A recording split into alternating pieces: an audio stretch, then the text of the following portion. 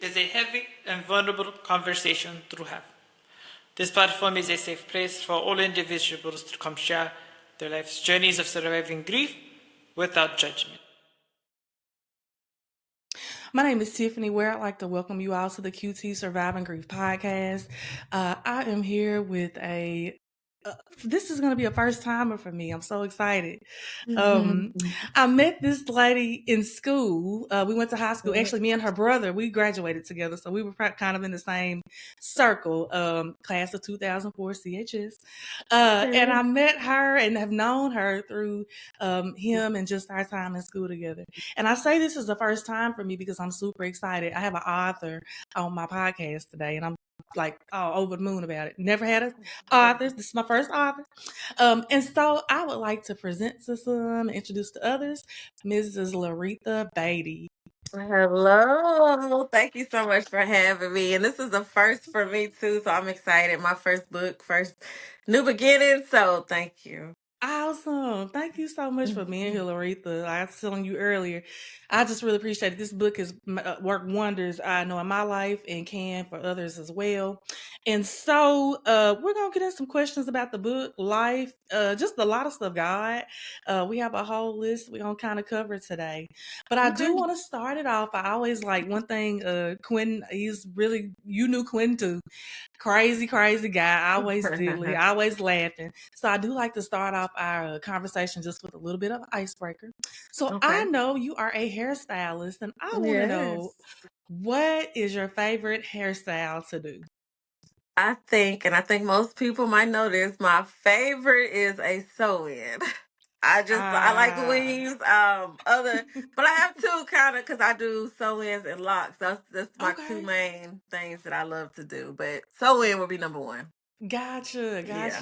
And you saw wins. I used to get them all the time before I went natural, but I like them because it's such a protective style and it really helps your hair grow.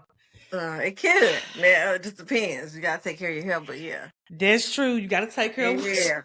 That's so true. Fact. That is Yes. so true. And your Yeah. hair is pretty like that Thank currently. you. I appreciate it. It's been a journey, I tell you, but I appreciate that. It's Appreciate beautiful. that. Thank you. But yeah, I just like starting it off. It's a little fact a lot of people may and may not know. So I wanted to plug that. We'll talk about that more too once we get on into it.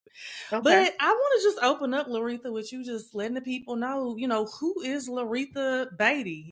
What your background, where you're from, identity, whatever you want to share with us, so we can let people know Yeah. who you are. Um, I am a 40-year-old mother of four. I'm a wife. Um, Most importantly, I am a woman learning to walk in my purpose. For me, that has been my main focus within the last year of life. So, hairstylist, like you said, a realtor. I wrote my first book. Um, Started therapy, and that's how that kind of started. But Mm. most importantly, yeah, I'm walking in my purpose. Awesome, awesome. I like that. And I like how we're going to talk about the therapy thing too, because I didn't even know that.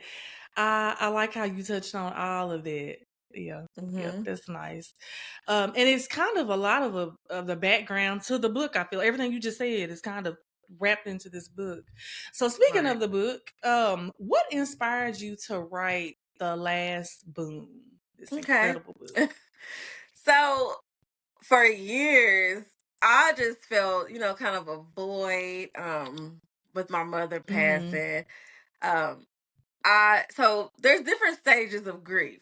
There's different cycles, and you can be in anyone at any time and Mm-hmm. just continue. So I was just tired of feeling how I was feeling. So one day, I was just sitting there and really was like, I'm a God fearing person, but I don't know if it was God or what it Mm-hmm. was, but it was just like, write down how you feel. So I started, but then I went to therapy, and I was anti-therapy. I just didn't feel like Mm-hmm. it helps people.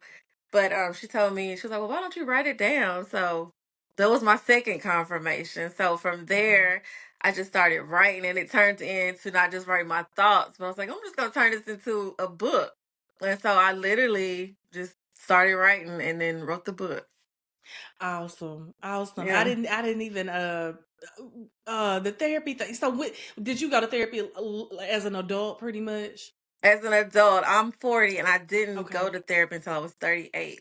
Gotcha. Yeah, so okay, so then speaking of that, so for anybody who is interested in becoming an author and writing a book, can you tell us a little bit about what is that process like? You started out with writing, just probably like journaling, but then Mm-hmm. what does it look like to go through that process of getting your thoughts out, getting it published, and now you have it's on Amazon? I'm gonna tell you, so it is a lot easier than than a lot of people might think. For me, Hmm. I started researching different publishings and stuff like that. So there's kind of two ways. You could self-publish or you could try to go, be published by a company. But I chose to start off just self-publishing Hmm. because for me in my journey, it wasn't about the money, it was more of the message and helping people. So it's really easy to self-publish through Amazon. All you do is the process, you apply, you submit, and I mean it's free of charge. They charge you Oh, absolutely nothing. So wow. I yeah. did Now not they know take a that. percentage. It just depends Yeah. on, which route you want to go. But it Hmm. was fairly easier than I thought it would be. Okay. So That's good information. yeah. Yeah, yeah, because that's really good information.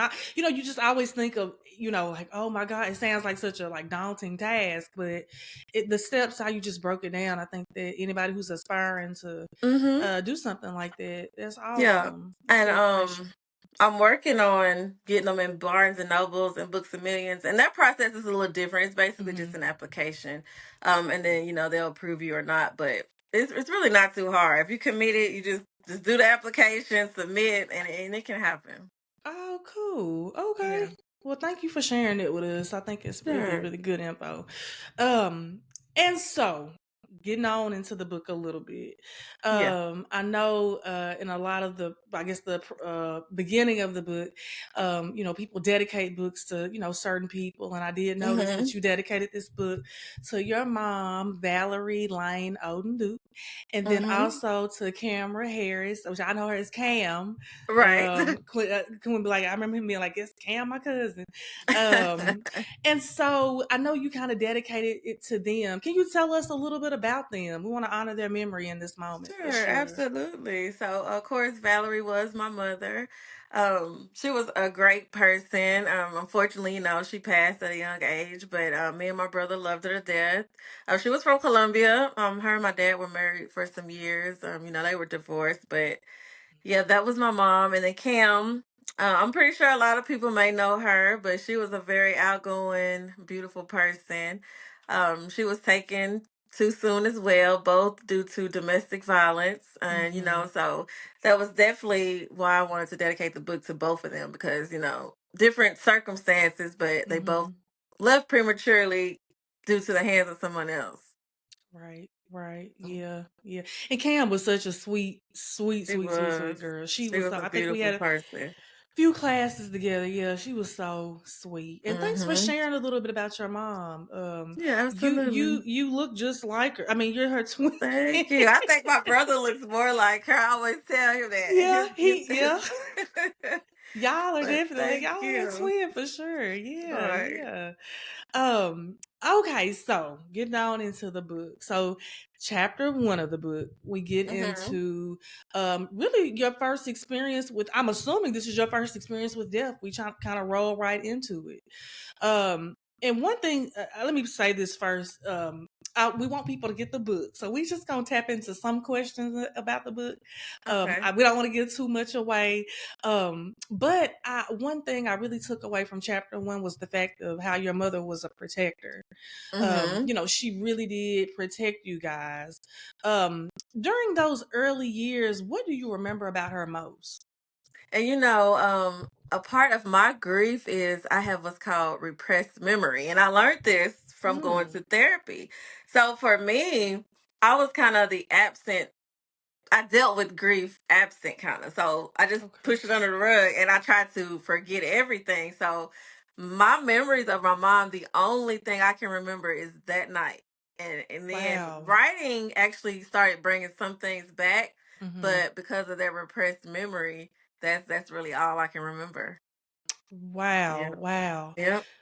That's a new term for me. I'm about to Mhm. check into that. Definitely. Yeah, repressed memory. And Okay. it's basically, where you went through such a traumatic experience where you try to forget. So Yeah. it basically your brain is powerful. So if Mm-hmm. you forgetting things, so even to this day, like my memory is kind of bad, and Mm-hmm. my therapist stated because of my repressed memory. Memory, yeah. Yeah. I can agree. I've never been at the point of feeling like I'm like losing my mind or my memory, but I'm going through that now, and it's scary. And when you think about Yeah. your brain, I mean, your brain is a muscle, and it's kind of like how you were saying earlier, you wasn't really no therapy person, but finally Right. went. And it's like we go get if we break our arm, we go to the doctor. If we have a headache, we go to the doctor. Mhm. Why is it when it comes to our emotions, we don't go visit somebody who can help us? So thank you for Exactly. sharing that and sharing that repressed memory. I'm about to check into that Mhm. term. I appreciate that. Absolutely. Um, so speaking of that, my question was, how did you really process her death and her manner of death as at that young of an age? Do you remember how you even processed that Mhm. after it took place, the days, the weeks after any of I'll be that? honest with you. I don't think that I fully processed it until I was an adult. I Okay. think my childhood, I was just living and, going with the Mm-hmm. motions. Yeah, I don't yeah, think I yeah. really processed it at all up until I got therapy. I Mm-hmm. started learning about grief and ways to deal with it. I Yeah, think that's when I processed, everything yeah, as a whole. yeah. And I'm sure as a child, I mean, you know, we need guidance as adults now, Yeah. nowadays. But as a Right. kid, you don't have, even talking to my mama, her mother died on her fifth birthday. And talking to her as Mm. a child, her and her brothers, you don't get to speak up and say what you want. So it's like you said, you just kind of go with the flow Mhm.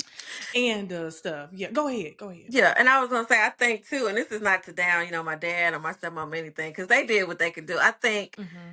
as the Black community, we don't Hmm. seek out therapy for kids as much as we should. And I That's think right. any kid who goes through something like that should definitely get in counseling, get in therapy.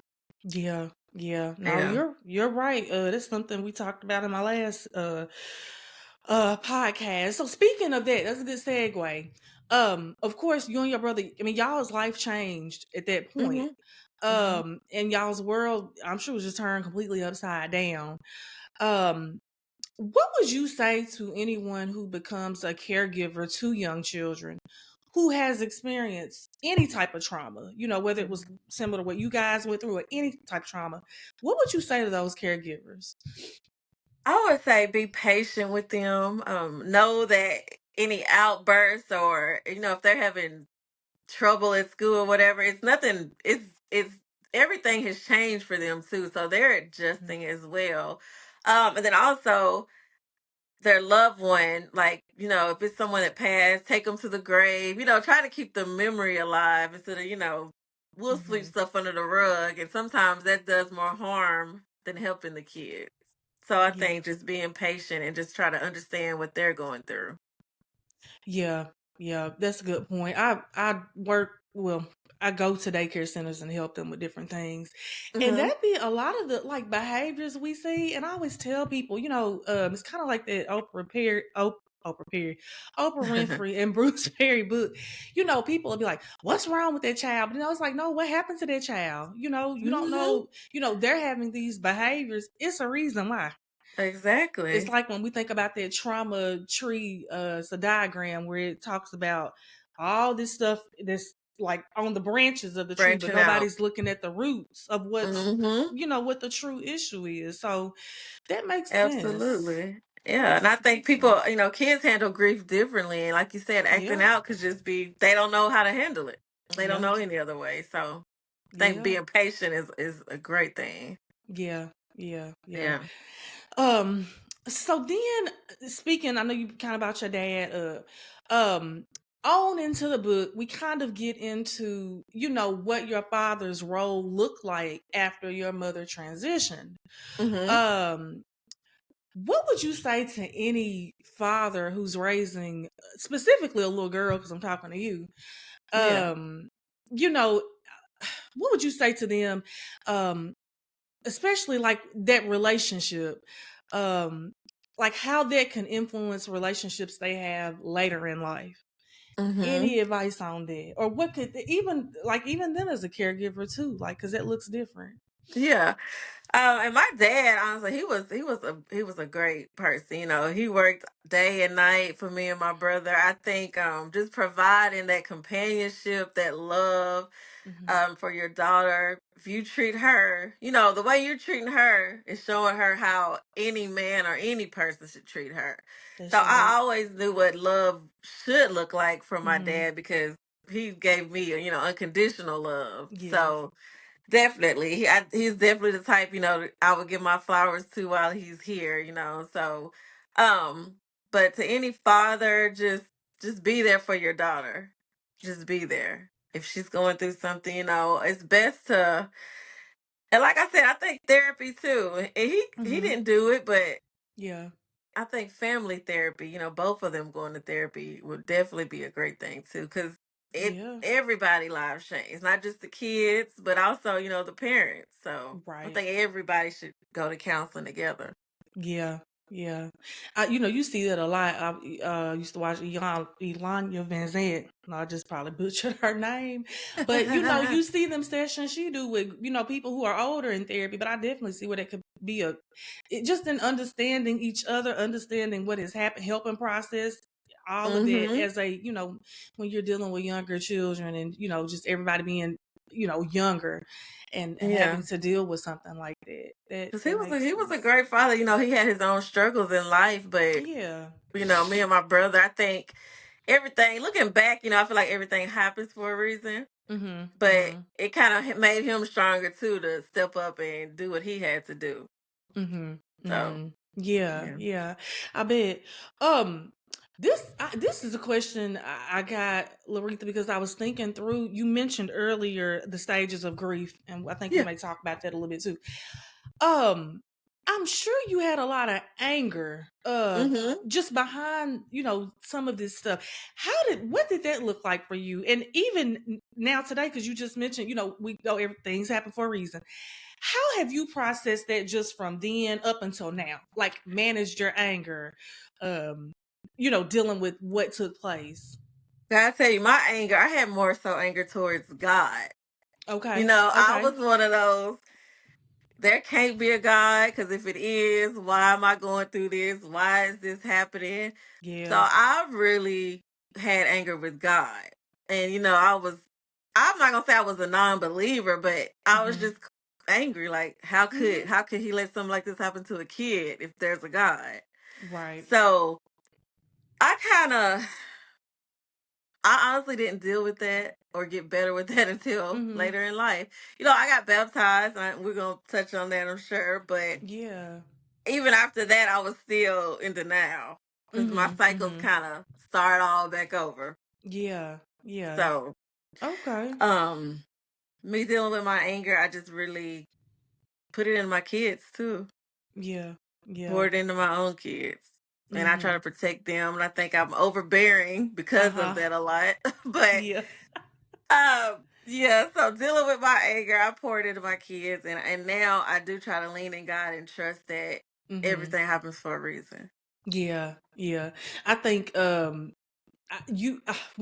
you go through something like that, you become very sensitive to everything. And I know for my mama growing up, her life looked way different from mine. So when it came to me, like it was a lot of stuff I didn't get to go do. I wasn't hanging out at the movies. But it was just Hmm. that protective, thing. Now I see it, like, Right.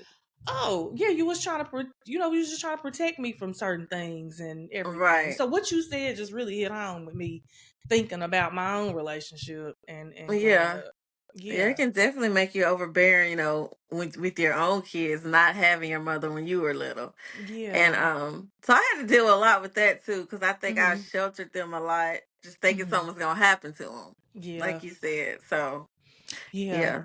yeah.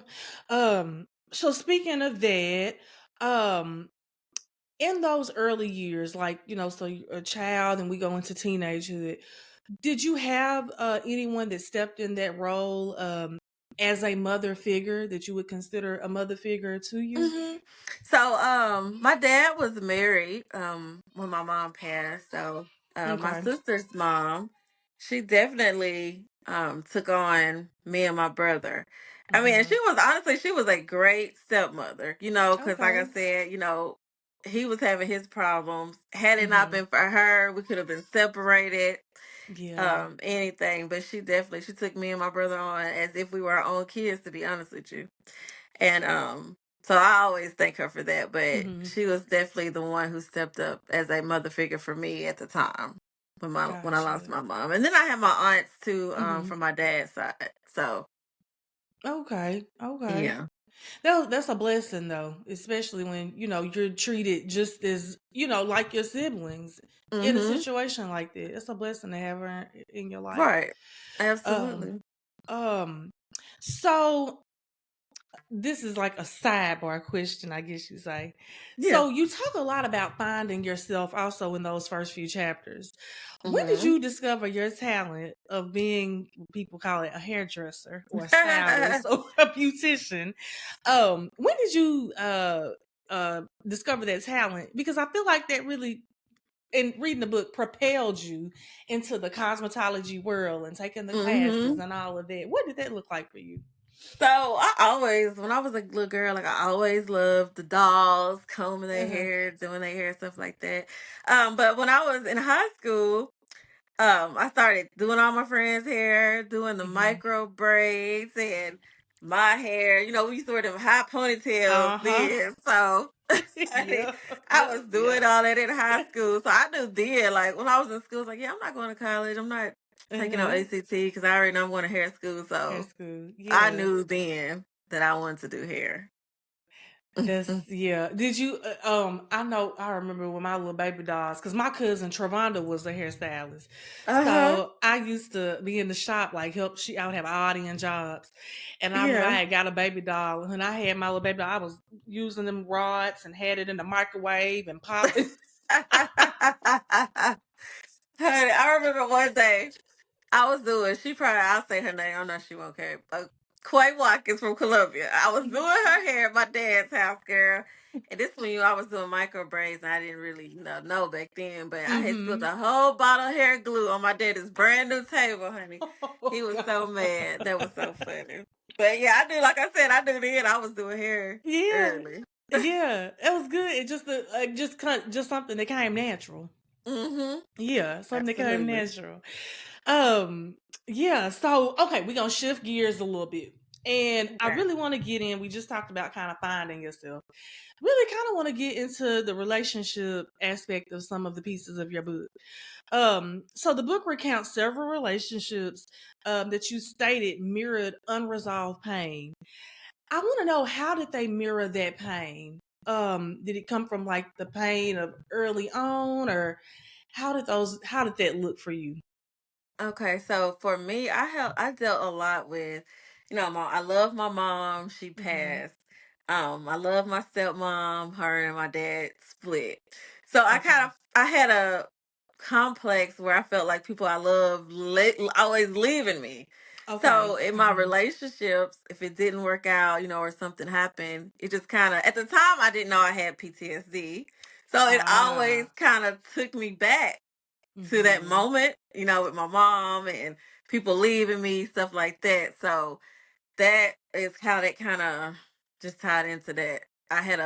It was in me personally. And Yeah. they couldn't even done of nothing, but they didn't know that was a trigger for me. Right. Simple Right. stuff. Yeah. So Yeah. if I feel like somebody's leaving me or mistreating me, doing me wrong or anything, Hmm. that mirrored the pain of that night with my mom. Yeah. Yeah. Hmm And for you, it's like that's the out. Like I'm just done. And I don't, Right. people don't even think about the things that really trigger. It's good that was able during this whole journey to come to a place of recognizing, okay, what Mm-hmm. triggers me, what Right. so you could take the steps to, you know, get that part of it figured out. Because yeah, it's the little stuff. Yeah, and it took a while. Yeah, people say, arguing or people saying they're gonna leave. Loud. Mm-hmm. I named my book The Last Boom because loud noises Yeah. sent me back. So it was all a learning process, but therapy Gotcha. really helped me learn myself and how I Mm-hmm. should deal with my grief. Gotcha, gotcha, Hmm. gotcha, gotcha. And so a follow-up question for that is, looking back now, of course, now you're in a healthy marriage. Hmm. What signs should women be on the lookout for that a relationship is not healthy for them? Because that kind of goes into the whole domestic violence conversation. Hmm. For me, it's the controlling. Okay. If it's he goes everywhere you go, like you can't Mm-hmm. go anywhere without him, and just controlling. If that starts early on, it's just gonna lead into Mm-hmm. that controlling person. And so for me, that definitely was a red. That's the only type that I've ever really kind of dealt with, is just that Mm-hmm. controlling type of person. And Yeah. maybe it could have been me being hurt or just me, but I seem to have attracted that early Uh-huh. on. Okay. Yeah. Yeah, I think controlling, I was thinking of how sometimes it starts off, a lot of women will think it's cute, oh, he checking on me, especially when we're younger, like Mm-hmm. high school, what middle school, because even they, the boys at that age can be a little controlling. Yeah. But Yep. then you see what it leads to later on in life, and it's like, oh, It's just too much. it's It's too definitely much. too much. It's like Mm-hmm. the groom. You go through I guess the grooming phase is That's the perfect word for it. yeah, and then it's like next thing you know, it's like, what am I in? What Because am I I was never the in? type, like I one person I dealt with, like he would want us to wear matching outfits, and I was never that type of person Uh at all. But hey, I did it, I got through it. But yeah, stuff Yeah, like that stuff is like a that. sign, like it's too much. Yeah, where somebody, like, if it's a girl, teenage girl, let's say, watching this podcast, they may think it's cute, and it might be, but you don't know what that's gonna lead. That Hmm. you just have to be on the lookout, and I think it's important for women to understand that, Right. especially nowadays, because people meet people so many different ways, and you really want to make Hmm. sure what you are in is something that is gonna be Healthy. healthy, gonna be safe for you, and all of it. So Absolutely. I wanted to ask you that question. Of course, you speak a lot about domestic violence throughout your book. Hmm. Um, how did you escape the mental hold of your past and really begin that process of like confronting that past and letting it go? And honestly, and I speak highly of therapy Mm-hmm. because that was just the main point for me. Because I was at a point where I was like, I'm just tired of this. So I've Mm-hmm. tried everything else. I drunk a lot. I used to drink a lot.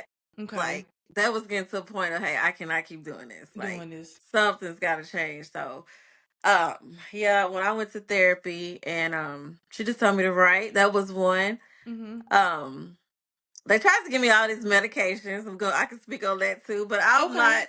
I'm more of a holistic type of person. Like I Gotcha. didn't want to take all that and be groggy down Uh-huh. all day. So Yeah. no. So um, I just had to find other outlets. Writing was definitely one. Okay. Getting around positive people Mm-hmm.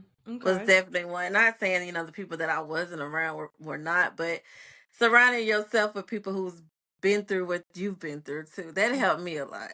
Yeah, yeah. It does. I think it does make a difference, Laretha, because it's like when you are with like-minded, Mhm. individuals.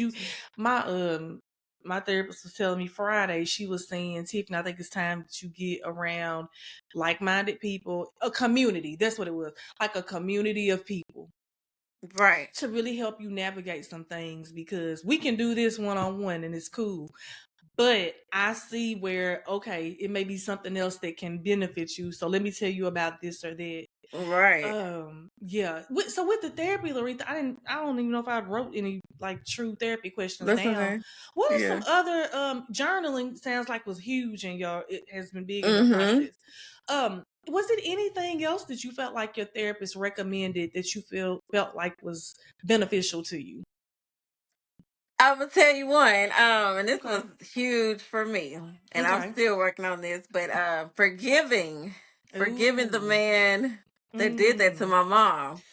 Whew. So that was big. That was huge for me because up until 38, every time I heard his name, it's like, I have nothing, nothing Right. good to say. Yeah. And I was talking to my husband one day, and he said, so, because I wanted to start my Christianity journey, I wanted to Okay. start going to church. And he was like, so, Okay. you have to forgive in your heart if you really going to be a true Christian, right? So I Right. sat back and thought about it because I was like, I say it with my mouth, but I don't forget that man. Yeah. Right. Like Right. I This is don't. true. Yeah. Yeah. So honestly, I had to forgive him for Mm-hmm. me and not for him. So that really helps me move forward in my life, like Mm-hmm. relationships, work, mental, physical, everything. It was just Mm-hmm. kind of like it just changed for me once I did that. Yeah. Just like genuinely forgiving him. That's a big Yeah. step. That's a mouthful, Laretha, because Yeah. But it took me 40 years. I can tell you that it just happened last year. It took me okay. that long because And I that couldn't do it. yeah. And that's real talk. You know what I'm saying? Like you Hmm. said, yeah, I can say I forgive you, but am I really forgiving you? Absolutely not right now. Right. So it's a process, I guess, you would say. I'm sure it's a process. It's definitely a process because Uh it's oh, just go something ahead. I mean, honestly, you don't want to do it at Mm-mm. all. But No. she was telling me, Mm-mm. hatred in your heart, that's not hurting anybody but yourself Yeah. I've heard that. at the end. At the end Yeah. of the day, it's just hurting yourself. That was just leading me to drinking, just Mm-hmm. doing whatever. So forgiveness really helped me. Forgiveness help. Gotcha. Hmm. Gotcha. I got some more questions about forgiveness, but I'm gonna hold it for right now. But I want Okay. to re-explore that because that's powerful, Laretha. It really is. I'm Yeah, because telling that was you. something I definitely wanted to tap in with you about. That's a powerful statement. So let me ask you this. Hmm. So how were you able to uncover resilience in your moments of heartbreak? Because I feel like you are a very resilient woman. I mean, you've Thank been through the you. fire, and now I mean, just me reading this book, it's like resilience is all over this, honestly. Well, What did thank that look like? you. Yeah, and I think I'm gonna say back to forgiveness. Yeah. I don't want to keep saying that, but Uh-huh. Yeah, it's it's like fine. It's everybody true. deals with grief in your own way, And Mm-hmm. I think that you have to learn what type of grief you have too, because there are different types of grief. There's not just one type. Okay. So I found out that I had absent grief, where you look at me, I'm all makeup, hair. I look Mm-hmm. fine on the outside, but on the inside, like I was crushed. I was just Okay. existing, not living. So I think learning that out helped me deal Mm-hmm. with it a lot too. So I'm trying to be more vocal, like with Mm-hmm. my husband, kids, everybody around me. I try to be more vocal about my feelings. Okay. That's a big one for me too. That has helped me overcome a lot. Because I used to just suffer in silence a lot. Yeah. Yeah. A Yeah. lot. I didn't even realize it was different types. Do you mind sharing the other types of grief? Oh no, Are you I don't familiar know with the all other? of them. Okay, so you I just just with the don't one. know. Yeah. But Gotcha. that's definitely something to research. Like, Yes. you can even ask your therapist Yes. about it, like I the different will. types of grief, because there are different types. Yeah, I've never thought about it being different types. Like we talk about the Mm-hmm. grief, the stages, but the Mm-hmm. type that's a whole nother conversation. The Yes, types. I'm telling you, if you know what Okay. type you have, Uh-huh. then you'll know what steps you need to Need to take. take. That's Mm-hmm. good. That's really valuable information. Yeah, Did not know that. Okay. I'll be ch- absolutely. I'll be checking into that. So you giving me homework right now. You know Yeah, that, good, right? girl, good, This because is it's the gonna help second point you. of homework. It will help you. Oh goodness. Okay, so now we're gonna shift gears a little bit and talk about embracing love and really rewriting your story. Because I feel like throughout this book it started and I could just see each chapter how the story was starting to transform and really be rewritten. Mm-hmm. So at a certain point in the book, you did mention, of course, your relationship with God, acknowledging, that God has a great plan for your life. And I want to quote you in the book. I'm sitting here looking at it now. You Yep. said, I wanted to be baptized to wash away all the mess and begin again. I wanted peace I had never known. Later on, you went on to say that when I went under, I let myself release everything. Mm-hmm. So, my question is, how did you find God in the midst of the pain? And even through that baptism, being baptized, born again, part of rewriting your life story. How did you get to the point, like I say, of being able to handle that pain? I think for me, it was releasing my anger towards God. Okay. So it Okay. was more of finding, and it's not, and this is not, it was finding value in what had happened. And I know that's a hard statement because how can you Okay. find anything good out of Right. that? You know what I mean? Yeah. But Yeah. it was, and this is not to, my other side of the family, but Mm-hmm. I lived a better life than maybe I would have had I Okay. stayed where I was. It was just certain things that who knows where I would be today had certain things not happened. I see. So I kind of tried to look at it as what value did I get out of it? Because Gotcha. everything, I had went through made me who I am today. Mm-hmm. Even though it Mm-hmm. was bad. I mean, sometimes, would you go back and change it? Who's to say my mom wasn't tired of being here or depressed? Mm-hmm. Right. Maybe Right. it was Right. her time, even Yeah. though it happened, but so who's to say that? So I tried to find value and just not be angry at God anymore. And that Yeah. was something else that really helped me That's a powerful statement. Finding value in in the situations, midst of the turmoil, Yeah. hmm That's very powerful. And I think it's kind of like when we a lot of times when I'm in the daycares we talk about reframing. So, oh, little Johnny, he may be having a fit, but oh, the police was at little Johnny's house. We're yeah, reframing how we're looking at this situation. Well, this is the why behind it. And right, so what you are saying is kind of like reframing, like, yeah, this was a terrible thing to happen, but you're able to find the other side of it. And like you right, say, because that's something absolutely. I've really struggled with, people saying, oh, it's so and so's time. The situation, what I'm dealing with, what y'all dealt with, I'm having an issue dealing with that.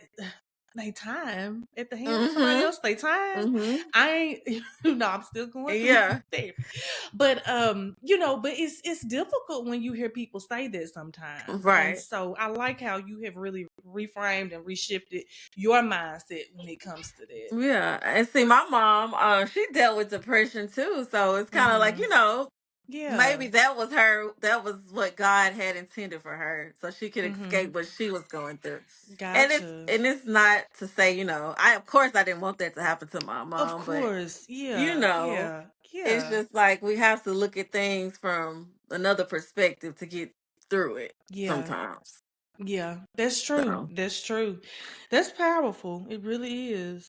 Um, and so a few sentences down, still quoting in yep. the book, you wrote, with my newfound clarity, I realized that the best way to heal was to connect with those who mattered most.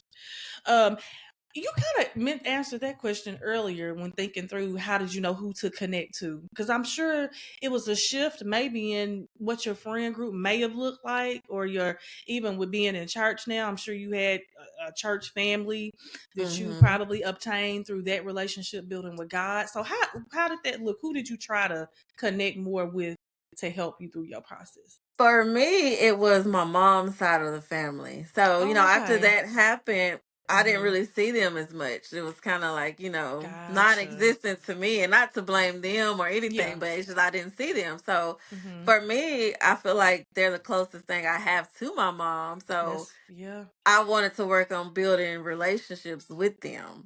And we kind of Gotcha. we're just now in that phase because we started, we fell off, but now Hmm. like I just saw them all yesterday. It's kind of like we're all trying to do better as a family. So Yeah, for me, it yeah. was a genuine connection to my mom that Gotcha. I was seeking or needing in my life that I felt like I didn't Hmm. have.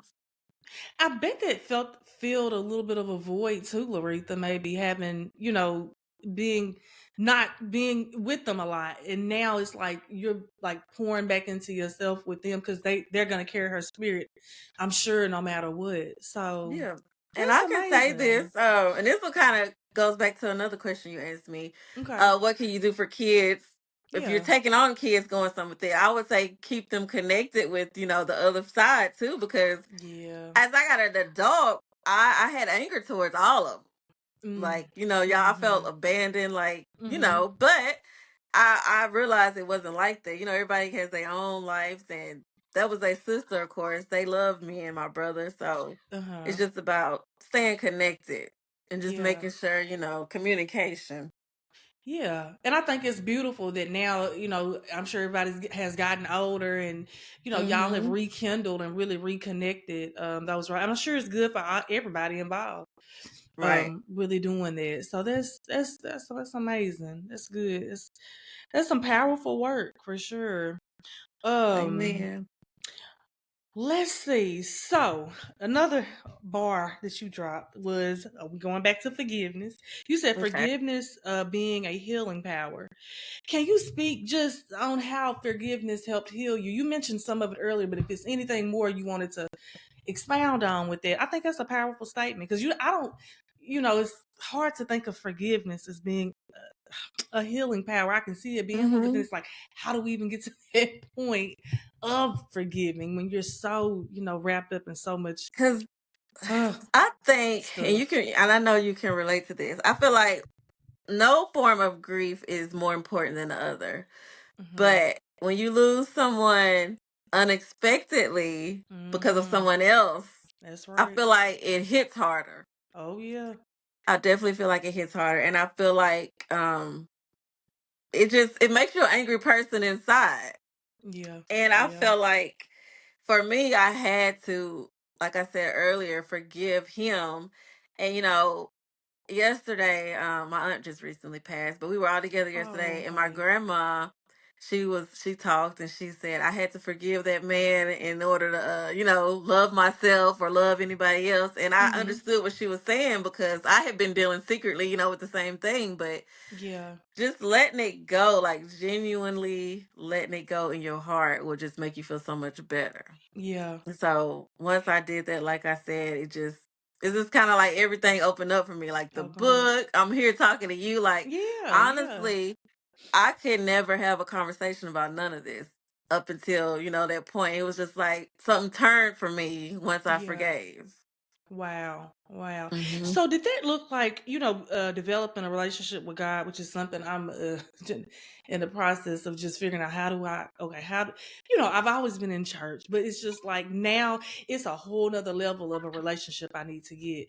Did that look like prayer? Of course it looked like being baptized. Talked about that. Hmm. Did it look like prayer, the reading meditations or inspirational messages? What did that look like for you, if you don't mind sharing? Yeah, I will tell you. So, okay, in my book, when I talk about getting baptized, at the time Mhm. I was 21. Okay, I got okay. baptized in Mount Vernon in Columbia. Okay. Sure did. And Gotcha. girl, I went to church probably two more times after that. And I, Okay. I went back in my angry at Mhm. God again. Like I went back into that. So I literally, maybe last year is when I Mhm. started my journey again. And for me, it definitely was reading the Bible, praying, but not just praying, like I'm still learning how to pray. Right, right. And Mhm. I joined church here. I live in Clarksville now. Okay. And just joining groups, volunteering, being around other Christian people, Okay. has just really helped my journey. But reading the Bible and actually praying for understanding, that Mhm. was really something that is helping me because I'm still a work in progress right now, Yeah. but Yeah. definitely, but that has helped. Yeah.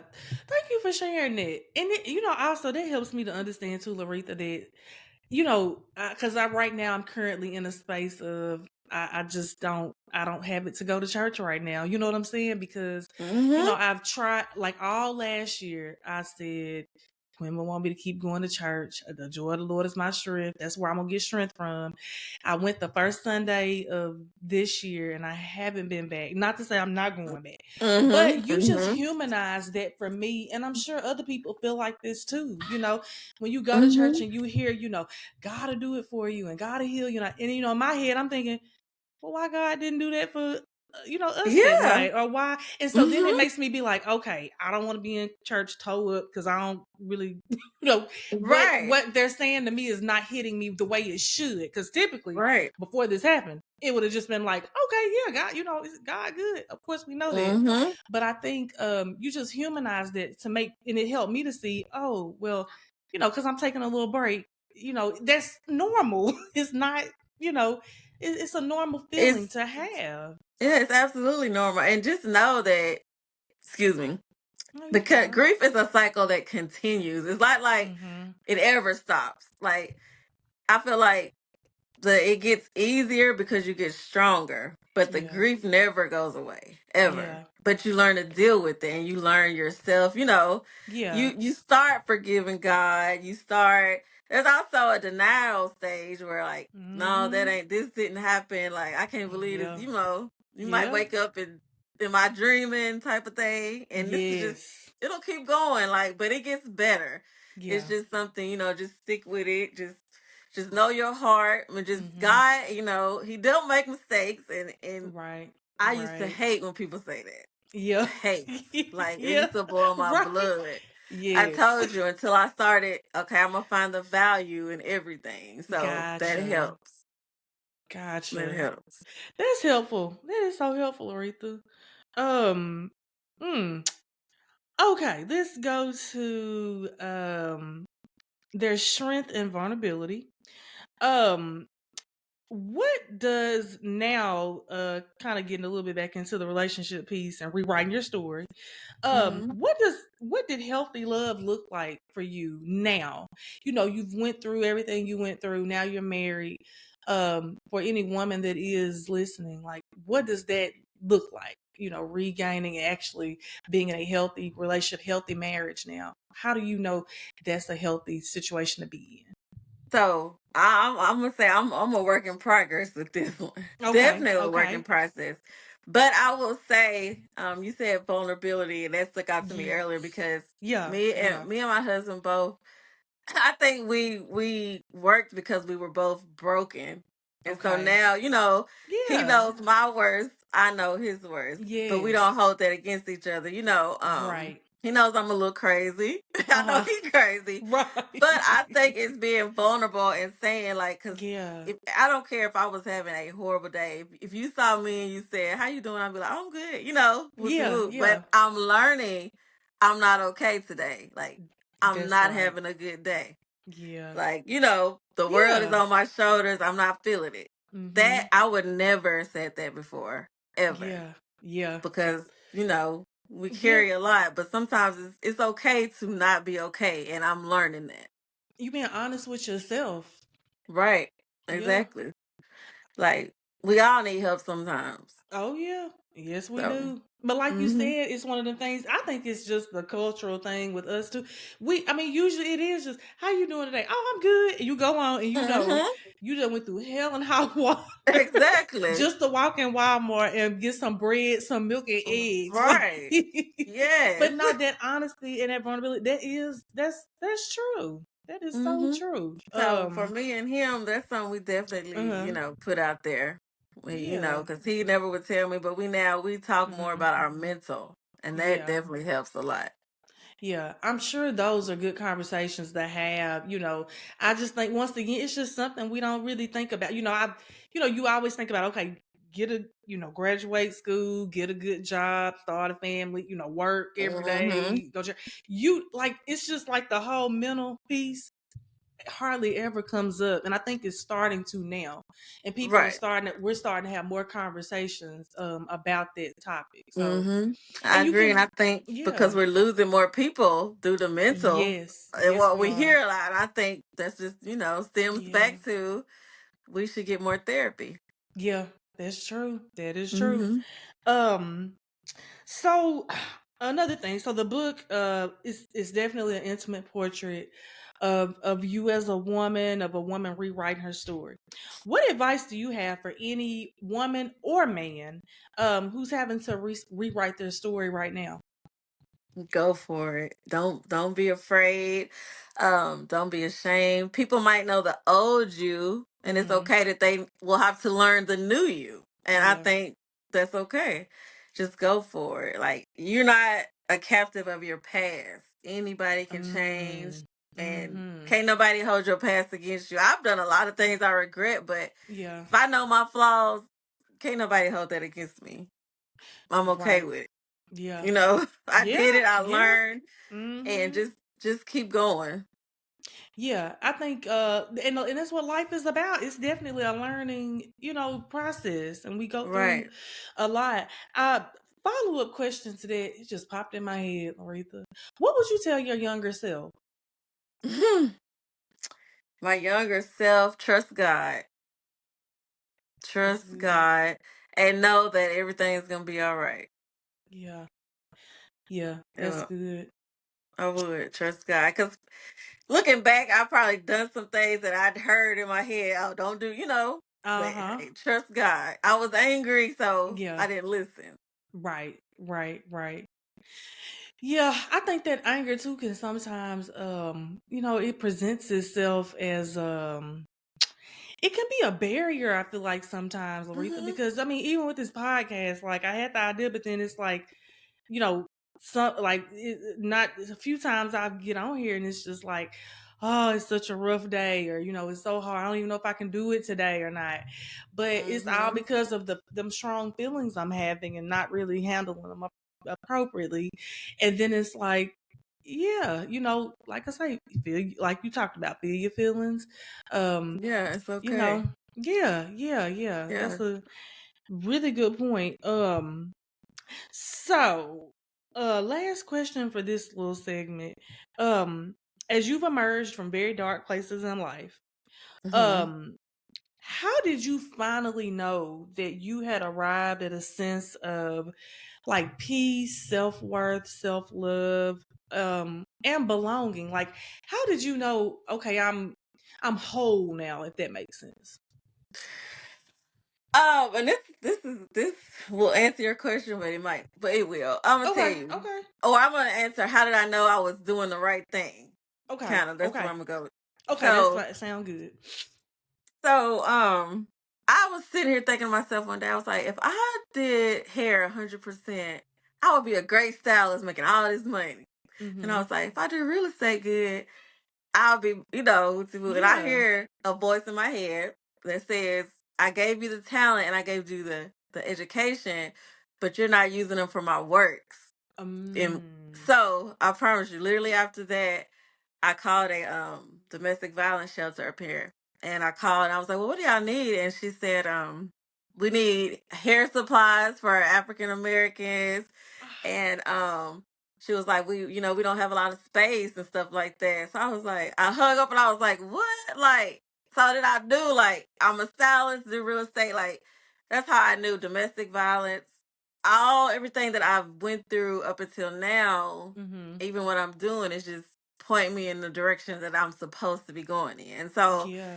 I knew it just validated everything I was already feeling. Like, everybody know, like, I can do hair, but it didn't fulfill me. I'll do hair Mm-hmm. for a few months, stop, do it again. It Uh-huh. was just a cycle. Right. And the same with real estate. So it was like I wasn't walking in my purpose. Yeah. So I know now what I need to be doing, and anything that's not aligned with that, I just don't do it. Yeah. Yeah.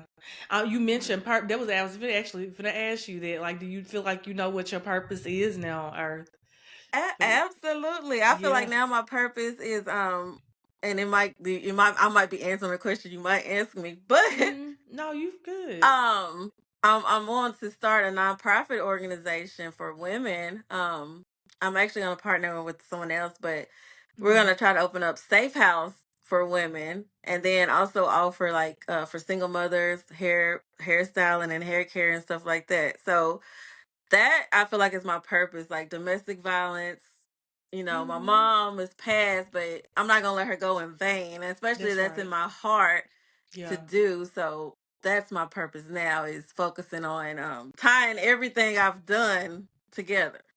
Gotcha. Yeah. Yeah. That's beautiful. That makes so much, and it's that I guess that is divine alignment. It's crazy. You call a place and they need exactly what I the promise. person you are. Literally, I promise you That's that's what happened. wild. So I was like, what? Like that's what I gotta do. That's what I'm supposed to be doing. Yeah. So Yep. speaking of your nonprofit, is that what is it gonna be? Is that what Valerie's house is gonna be called? Yep, Valerie's voice. Oh, Mm-hmm. Valerie's voice. Okay, yeah, Valerie's because I voice. was gonna tell Yep. you to. Yeah, I wanted to learn a little more about this. So I'm glad Yes. you touched on That's what it. it's called. It's gonna be called Valerie's Voice. And Okay. it's gonna be basically, I'm gonna have an event once a year and not only tell my mom's story, but give other Hmm. victims or family members of victims tell their Okay. story, build money for the houses and stuff like that. Yeah, that's So amazing. That's yep. I'm amazing. That excited is. about that one.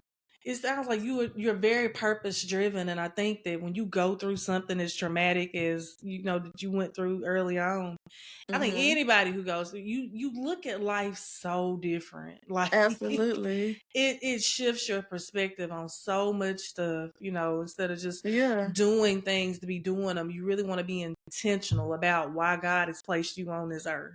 And Right. I think you are flowing right Um, in the vein with that. Thank you. Yes, ma'am. I'm really trying. I'm Yeah. really trying. Yeah, yeah. Um, so as we wrap, Laretha, one thing I always like to ask people is Quinn was into music. So if uh if you could have a song be your life story, what would that song be and why? And that one is kind of easy for me. I tell Okay. my cousin, I said, if something happened to me, like this is a song I want at my funeral, like this is Okay. my song. And it's Whitney Houston, I didn't know my own strength. Ooh, that's a good one. And I love the words because it's basically, you might fall, you might tumble, but as long as you don't crumble, just get back up, put the pieces Mm-hmm. together and just keep going. That's all we can do. Yeah, that's so true. I need to add that one to my one thing somebody suggested to me was to have songs to uplift you. I need to add that one. I'm glad you brought that one up. I'm telling you. I have not even thought about that song. But I love yeah. that song. Like if I'm feeling down or something, Uh-huh. I always play that song, and it's just, just confirms it's not the end. You can do it. Right, right. Yeah. I think that's been a big piece of this whole thing, dealing with grief has been how do we move forward? Honestly, moving forward in life and realizing, life doesn't stop. So, Right. yeah, you have to keep moving forward. And that's a very empowering song for sure. Yes, I For love it. sure. Love it. Love it. So, before we get into all you got going on, because this you got so much going on. I'm Okay. so excited. Too much. Oh. What are some key takeaways that you want our audience to leave with today? You've dropped so many good gems. Oh my goodness. But what's some key takeaways you want everybody to leave with? Um, One would be, like I said, my favorite now is it's okay to not be okay. It's okay to need help. Um, it's okay to go to therapy. It's okay to reach out, and most importantly, I feel like you can get through anything. Like just always try to seek the value and why has this happened? Hmm. Because um if not you, then who? Maybe, what they say, God give his strongest, toughest battles to his strongest warriors. Battles. So baby, you Yeah, you got that's this. true. You can do this. Yeah, that's Yeah. good, Aretha. Thank you so much. You're I am gonna welcome. ask you. This is a question I didn't have down, but you talk so much about therapy. What do you think? Let me see. How I want to ask you this therapy question. Um, How do you feel like therapy has benefited you? Because I have a lot of people that'll be, some people are really not against therapy, but they're like, okay, you go talk to somebody then what do you feel like therapy did for you or is doing currently for you? Mm, it made me realize who I was, or it made me understand my thought process a lot too. Mm-hmm. Um, knowing your diagnosis, because sometimes therapy is also with your treatment. They coincide Yeah, together. So right. I think just knowing my problems helped me Yeah. understand how to deal with them and deal with life. Because Mm-hmm. times, being depressed, I didn't want to leave the house, but I got kids. I Mm-hmm. have to get up. I have to keep going. And so therapy is just, that's a great question. But what has it done for me? But I'll be honest with you. I Yeah. can answer that. Okay. Therapy has kept me here. It has kept me here and Powerful. going. That's Powerful. what therapy's done for me. Wow. Yeah. We go that was an excellent, that is Yeah. wow. That's good, Laretha. It has kept me. Yes, kept you. Yeah. Yeah. Yeah. It really Facts. it does. It's fact. Yeah. Big old facts. I'm It telling really you. does, Laretha. I Yeah. always say, people say you can have God and a therapist. Yeah. Because you need that. God put these people here to help us navigate, life. Mm-hmm. And so yeah, it's kept you. I like Yep. that. Love that. All right, y'all. So we're gonna get into some stuff. I want to first promote the book, The Last Boom. Hope everybody can Yay. see it. This, as y'all can see, I got my tabs. I done took notes. I got one tab missing. This book, the one sound that changed everything. This has been amazing. I think I read it. I was so intrigued. I read it in like 2 weeks. I think I texted you and was like, I'm Thank gonna order the you. book. When is it gonna come in? And I got Yes. on it. I think I finished it up during our snow days. So I want to encourage anybody, if you have not got this already, please go get this book. It's life Yay. changing. It is life changing. Thank Um, you.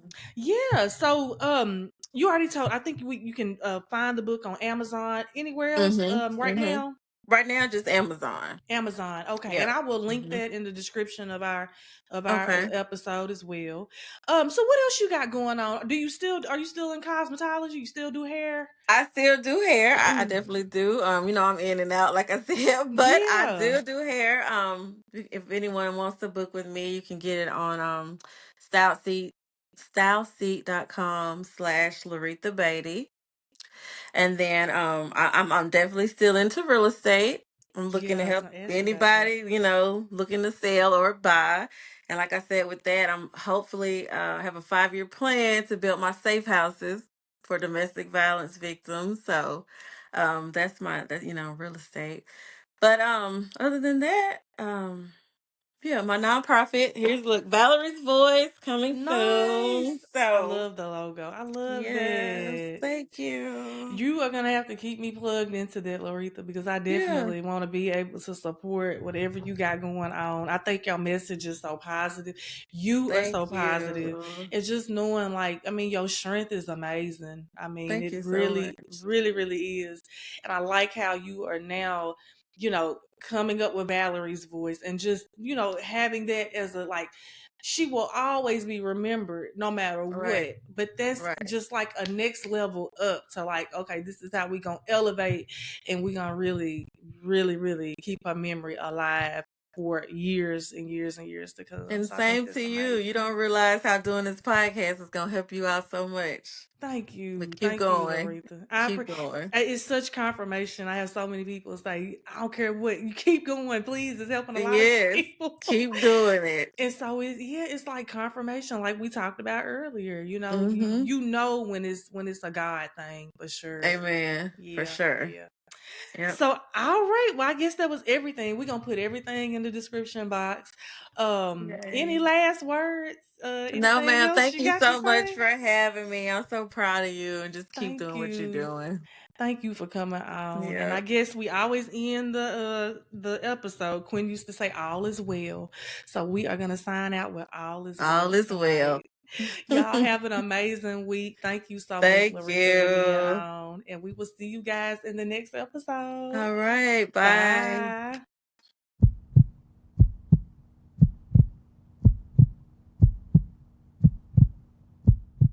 We hope that today's episode has encouraged you and helped to identify strategies to navigate your grief and begin the process of moving forward in life. Grief Tribe Healing Vibes. What were some key takeaways from today's episode? Drop a comment below and remember to like, follow, and subscribe.